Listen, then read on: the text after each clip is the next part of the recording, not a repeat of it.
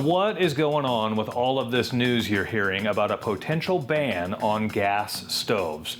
We are going to dive into the differences between gas stoves and electric stoves, and we're going to give you the perspective from a master plumber what this ban or potential ban might mean. So essentially, the nuts and bolts of this potential ban have to do with a recent study that came out that linked 13% of childhood asthma to gas stoves being in people's homes. And the reason for that link is the off gases that come from the combustion of natural gas that get vented out into the open air of the kitchen and the rest of the house. For us to better understand this 13% figure, let's dive into the differences between a gas stove and an electric stove.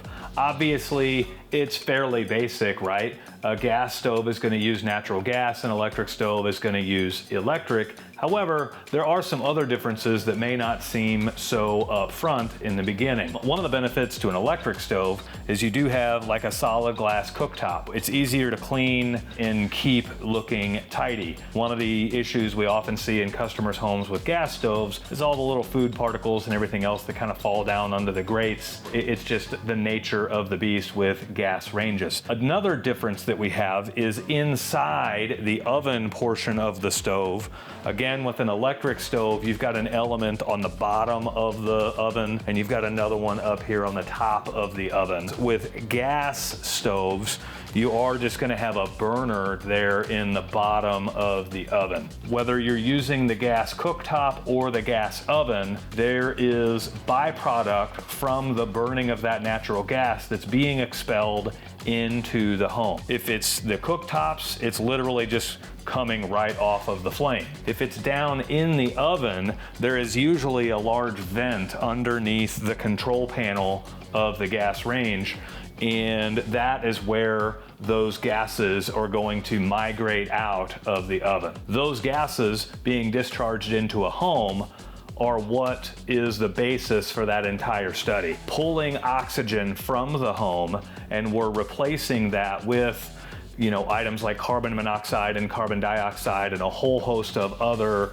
chemicals and elements that are not generally good to breathe in. Up until now, the logic has been that those chemicals are being diluted into the home air and it's not too big of a harm. As we build houses and make them more weather tight and airtight, we don't get a lot of natural fresh air coming in to exchange with the contaminated air from the gas range. That's essentially the basis of the claim of wanting to ban gas ranges. Let's take you over to another part of my house where we're going to talk about another gas appliance that has very strict rules on how it can be discharging its gases. If you guys are liking what you're hearing on this video, please do us a favor and hit that like button and also subscribe to the channel. If you guys have thoughts about this potential gas stove ban, feel free to put them in the comments down below. We would love to gauge your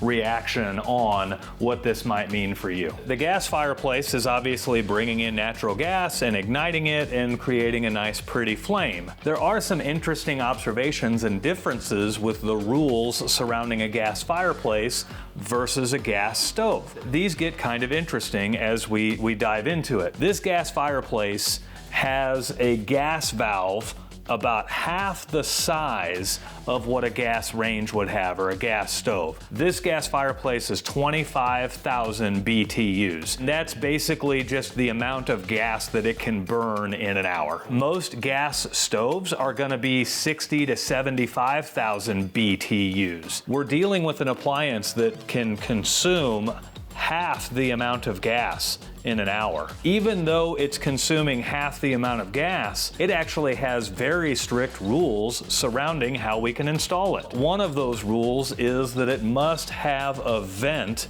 that allows the exhaust gases from this fire to escape the home. They don't want the exhaust gases from your fireplace venting back into the home. There are a couple of gas fireplaces that they would call them a direct vent fireplace. Those, they claim, will burn clean enough that you don't need a vent out of the home. They can vent right into the home. Where you might see those more commonly is going to be like on a gas log set. If you were to convert your wood burning fireplace to gas logs, you might see a direct vent option there where they're telling you you would close the damper. I know from personal experience that they do still need some venting. It wasn't too long ago where I installed a customer provided direct vent gas log set. We were back within about 3 or 4 days because they were complaining about the air quality in the home. And the solution? Opening their damper part of the way and letting those gases escape the home. We're playing back onto that idea. We're burning gases in the home. The byproduct of that is lowering the quality of the house air. The gas fireplace is a prime example of where we are very aware about getting these exhaust gases out of the home because they aren't safe to be in the home air. We are going to talk about some options for where we go from here. If you have a gas range, what are some things you can do to help make sure that you're not lowering the air quality in the home? First and foremost would be a range hood, making sure that we have something in place to get the exhaust gases out of the home. One of the wrong ways to have a range hood is we have some microwaves that will actually take air in from the bottom side of the microwave and then just kick it right out here on the top. Well, that's not really doing anything. It may keep a little bit of steam from building up on the front of the microwave, maybe while you're boiling water or something like that, but it's not really doing much else other than that. So the proper way to do it is to have a range hood that actually vents out of the home. And most microwaves will have this option to where on the top of the microwave, you can actually install some ductwork that, like this ductwork here, it's mounted on top of the microwave, and then this ductwork routes up and out of the home. So when I kick on the vent fan on my microwave, it is actually pulling all of the heat that's generated from my cooking area and blowing it outside. I'm an electric range, so I'm not worried about venting noxious gases out of the home.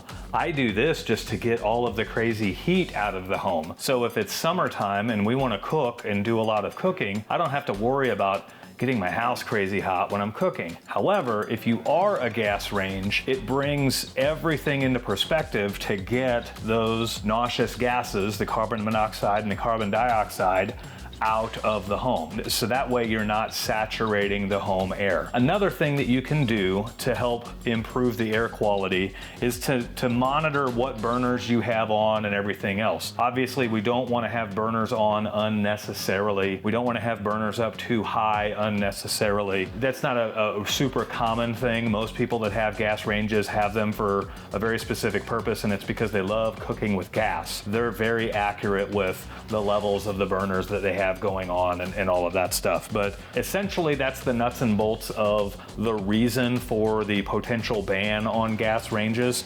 But everything that we've heard so far indicates that that is only going to be a ban on gas ranges going forward. It's not like they're going to come into your home, try to take your gas range away from you. So as that is looming, if you are a person that loves to cook with gas, get it in now and get it done now before anything like that comes down the pipe. Until next time, guys, we will see you later.